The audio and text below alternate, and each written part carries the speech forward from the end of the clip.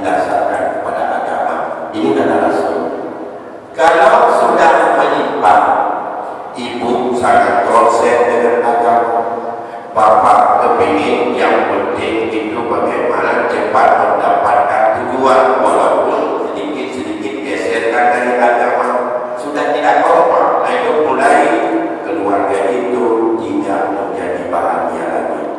Sebagai tanda indikator yang dijadikan, yang harus terus, dan ini adalah aspek-aspek akhlak yang paling menentukan, yaitu mereka selalu untuk adanya saling menghormati dalam kehidupan keluarga, antara yang kaya dengan yang miskin, antara yang besar dengan yang kecil, antara yang tua dengan yang muda, antara yang lebih ilmu dengan yang kurang ilmu.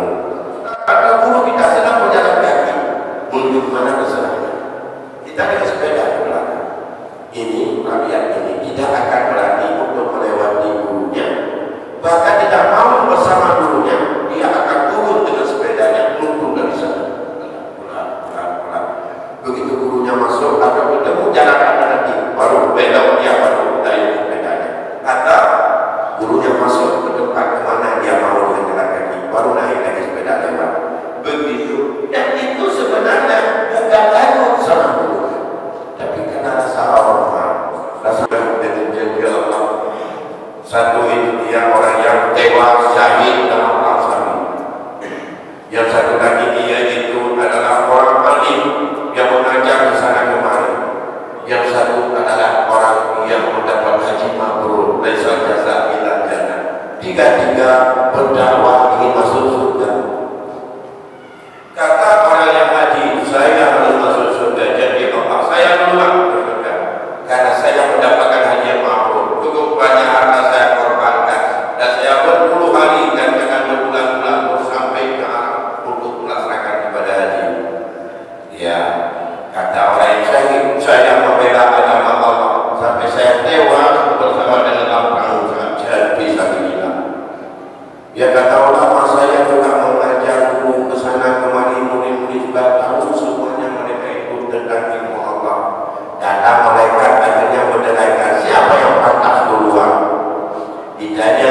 Tanya sama orang yang pergi haji, Pak, Bapak kok sih berani untuk keluarkan duit banyak-banyak pergi haji, dan juga itu sampai korbankan waktu sekian lama mau ke haji, kok mau begitu saja? Ini ibunya bodoh, anaknya bandel, ibunya miskin, anaknya kaya, bukan? Tapi yang disuruh dia sama dulu, dia mengandung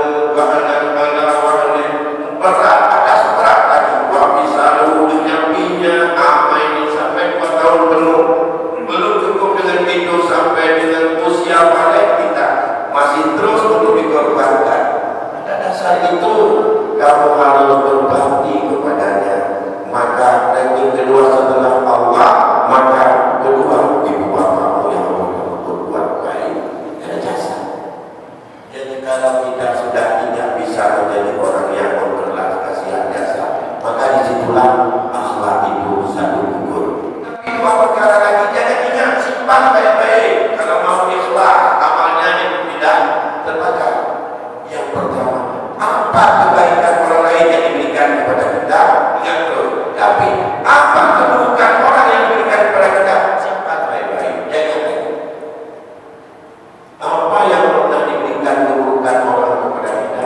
Jangan diingat. Dan jangan diingat, disimpan baik-baik. Itu kalau mau mencoba.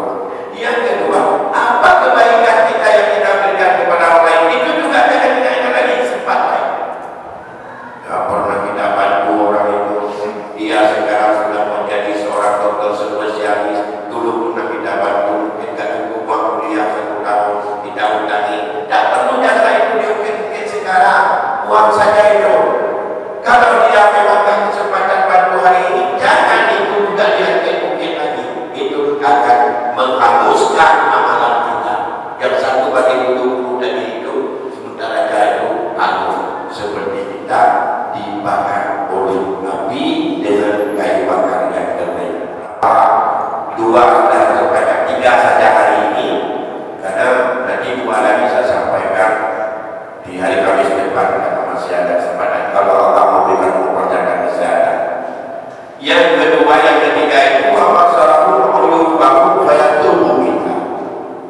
Salah satu indikator data komunitas masyarakat itu baik, mereka saling melihat kepada keaiban dirinya. Setelah tahu kekurangan diri, saya tunggu dia mau bertobat daripada aibnya itu. Ini satu perbuatan yang cukup berat. Melihat aib sendiri, melihat kekurangan sendiri bukan pekerjaan mudah, tapi pun yang menyenangkan biasanya kita mengintip aib orang. Siapa saja yang beruntung itu semua nggak beres. Si bulan ini nggak beres, si bulan itu nggak beres, si bulan itu mantap, si bulan. Kalau menilai kita cukup pagi, begitu mau lihat saya beres atau tidak, itu nggak pernah. Itu kalau mau beres, pada itu itu lebih baik kadang-kadang lebih baik nggak kecil makan. Yang menyodor bulan itu, yang kunci ini, yang itu pada titiknya juga pada begini itu. Dan dalam video-video atau menjadi menanti di rumah yang nak di rumah kita yang betul-betul di rumah yang nak betul-betul ini yang betul-betul dan pacaran malu mereka kita ada mengambil khairat wasalahu bi'uyubi nafsi. Ketahui oleh kita semuanya bahwa Allah Subhanahu wa ta'ala apabila Allah menginginkan untuk memberi kebaikan kepada seseorang itu wasarahu bi'uyubin nafsi, mereka mampu melihat aibnya sendiri, mampu melihat kekurangannya sendiri. Faman kana basiratuhu nafidatan la tufa alaihi uyuba, siapa yang telah mampu menembus melihat aibnya, maka tidak ada yang tersembunyi aibnya pada dirinya. Tahu sih, kalau sudah tahu tentang keburukan dan kekurangannya, maka barulah bisa dia untuk mengobatinya. Yang kekurangan sama kita apa? Maka kalau sudah tahu ini kekurangan kita, maka barulah mungkin dia kalau mau untuk mengobatinya. Kalau kita tidak tahu aib kita, bagaimana kita obati? Daripada manusia, mereka jahil dengan aib dirinya.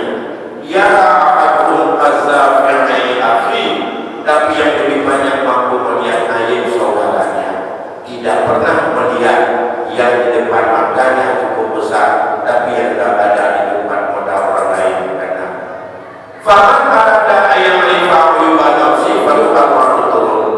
Siapa yang mau untuk mengetahui aib diri, maka bagi kita bisa menempuh dengan tempat jalan untuk tahu aib.